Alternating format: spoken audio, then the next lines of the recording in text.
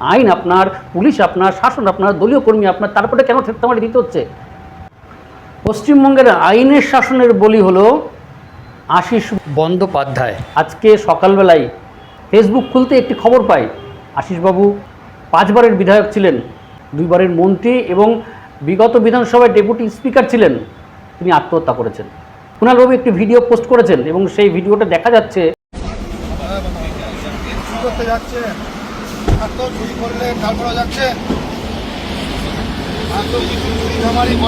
দলটা শেষ হয়ে গেল, তারপরে যাচ্ছেন নাকি? আপনারা যে শহীদগুলো করেছিলেন সেগুলোকে জবাব দেবে। মহাসনের চাপকে ছাল তুলে দিতাম একদম। কি করতে যাচ্ছে? এত চুরি করলে তারপরে যাচ্ছে। এত চুরি চামারি করার পরও দলটা শেষ হয়ে গেল, তারপরে যাচ্ছেন নাকি?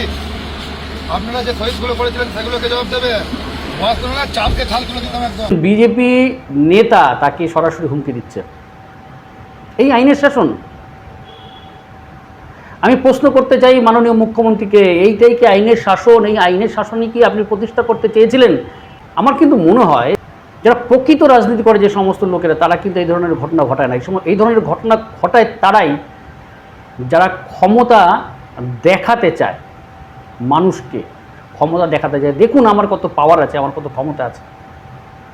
মাননীয় মুখ্যমন্ত্রী এইসব মানুষকে চিহ্নিত করুন এবং পারলে যদি আইনের শাসন হয়ে থাকে তাহলে এদেরকে ধরে জেলে ভরে দিন। সঠিক তদন্ত হোক। আমি চাই সঠিক তদন্ত হোক, কার ইন্ধনে বা কিসের ইন্ধনে আশিসবাবু সুইসাইড করেছে। আশিসবাবু চিঠিটা আমি আপনাদেরকে পড়াচ্ছি, পড়ালে বুঝতে পারবেন। কিছু কিছু জায়গায় তিনি সরাসরি অভিযোগ করে গেছেন যে তার রাজনীতিতে আসাটাই মনে হয় উচিত হয়নি। বয়সের শেষের দোরগোড়ায় দাঁড়িয়ে কেন তাকে এই কথা বলতে হচ্ছে?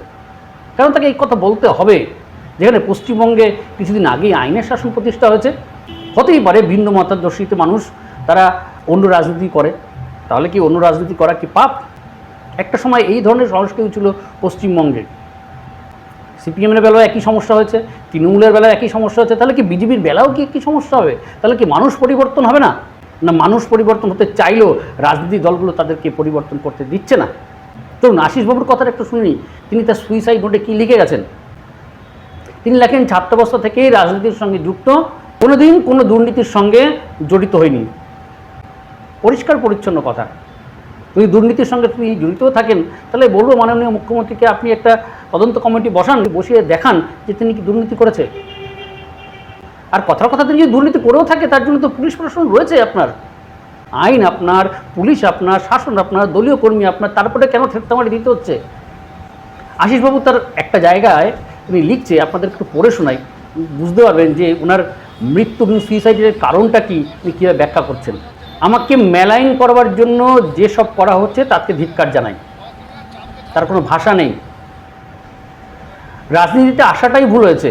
আমার বয়সী ছেলেদের রাজনীতি না করার পরামর্শ দিচ্ছি, ওরা নিজের কাজের মধ্যেই থাকে।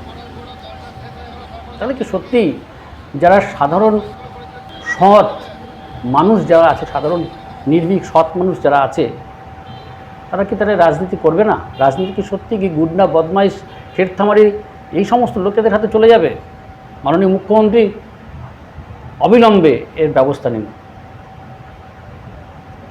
আমরা আপনার কাছে জোর হাত করে বলছি, নতুন যে সরকারটি আসছে তার কাছে হাত জোর করে বলছি, বিগত যে সরকার আমরা দেখেছি, সিপিএম বলুন, তৃণমূল বলুন, আপনি এই সরকারটা বা এই রকম ধরনের প্রশাসন আমাদেরকে দেখাবেন না। একটা স্বচ্ছ নির্ভীক প্রশাসন থাকুক, যেখানে প্রত্যেকটা মানুষের সমান অধিকার থাকুক, রাজনীতি করার, বক্তব্য বলার, রাস্তা দিয়ে হাঁটার, তার নিজের মতো চলার।